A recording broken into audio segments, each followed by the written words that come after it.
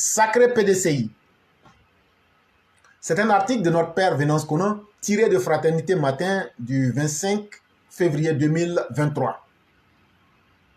Le mardi 21 février 2023, un journal proche du PDCI affichait cette une.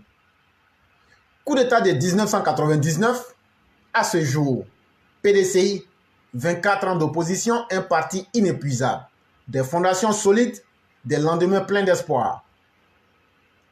Félicitons donc le PDCI pour ses 24 ans d'opposition et souhaitons-lui d'y passer encore d'autres très longues années. C'est la meilleure chose qui puisse arriver à la Côte d'Ivoire. Le PDCI a dirigé la Côte d'Ivoire indépendante pendant 39 ans.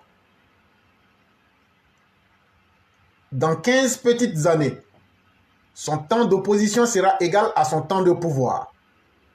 15 ans, ça passe très vite et le PDCI battra largement tous les records de temps passé à l'opposition tant qu'il ne se sera pas regardé dans le miroir de sa propre histoire et dans celle de notre pays. À cet effet, rappelons au PDCI quelques points. En 1993, lorsque le président Félix Houphouët-Boigny mourait, l'opposition, représentée par Laurent Gbagbo et des personnalités telles que Francis Wodié, Zadi Zaourou et Bamba Morifere, était née, mais pesait très peu dans le paysage politique. À cette époque, le numéro 2 du PDCI s'appelait Alassane Ouattara. Houphouët-Boigny est enterré en février 1994. Et quelques mois plus tard, naît le Rassemblement des Républicains en abrégé RDR. Des suites des frustrations d'une partie des cadres du PDCI. Que fait-on pour amener ces personnes à la maison? Rien du tout. Au même moment, une véritable chasse à l'homme est organisée contre le numéro 2 du PDCI, Alassane Ouattara, coupable d'avoir lorgné le fauteuil présidentiel. Plutôt que de tout faire pour le maintenir dans le parti, le nouveau président du PDCI, Henri Konan Bédié, et le nouveau président de la Côte d'Ivoire l'enchassent. On chasse Alassane Ouattara même du pays, en lui niant sa nationalité ivoirienne. Puis, plus tard, en lançant un mandat d'arrêt international contre lui. Et dans la foulée, tous ceux qui lui ressemblent, de près ou de loin, par la culture, le nom, la religion et la région d'origine sont persécutés pour chasser. On chasse ainsi des milliers de paysans de la région de Tabou parce qu'ils seraient culturellement proches du pestiféré Alassane Ouattara, originaire du nord de la Côte d'Ivoire. Et le président du PDCI et de la République n'élève pas une seule fois une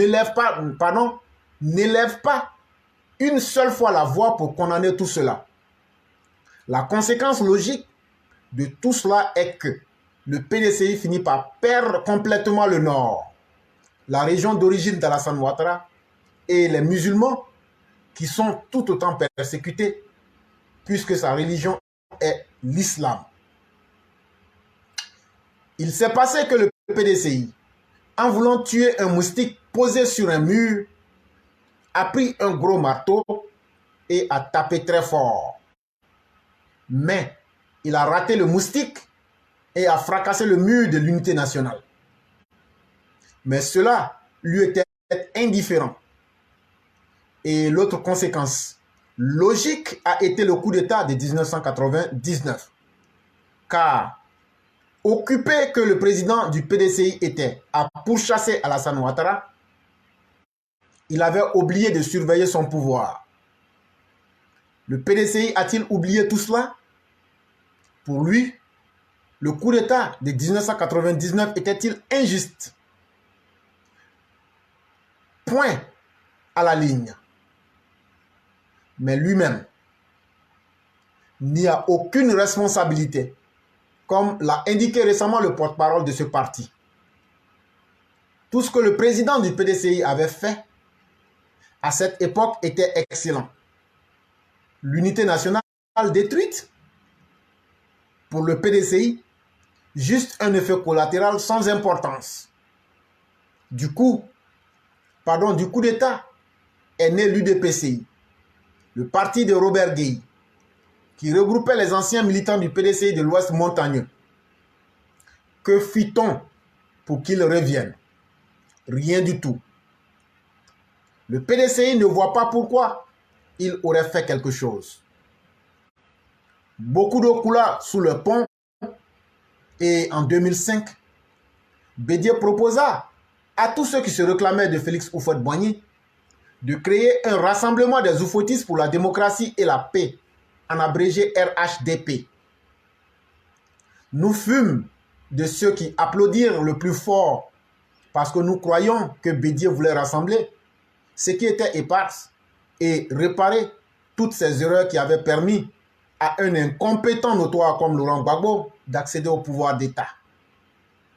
Le 17 septembre 2014, il proposa à Daoukro la création d'un parti unifié de tous les enfants de Félix Houphouët-Boigny. J'applaudis de plus belle. Mais 4 ans plus tard, il fit machine arrière et se retira du RHDP. Au motif que ce parti unifié, qu'il avait lui-même proposé, aurait fait disparaître le PDCI. La réalité, tout le monde la connaît. Il voulait que le RDR lui serve de cheval pour aller conquérir sans coup férir le pouvoir qu'il avait perdu par sa propre faute. Depuis ce jour, tous les principaux cadres de son parti, le PDCI, ont rejoint le RHDP, sans qu'il ne fasse son examen de conscience.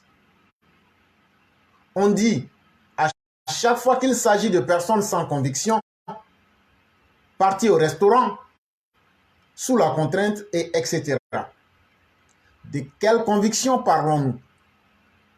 De la fidélité à un homme qui ne pense qu'à lui seul? De fidélité au désir de revanche d'un homme, à sa haine contre un autre? Ceux qui sont autour de Bédié lui rendent-ils vraiment service? Ceux qui, dans ce parti, sont encore lucides s'interrogent. Akossi Benjo vient de faire savoir qu'il est intéressé par le poste de président du PDCI et il propose à Bédié de devenir le Mandela ivoirien. Attendons la suite.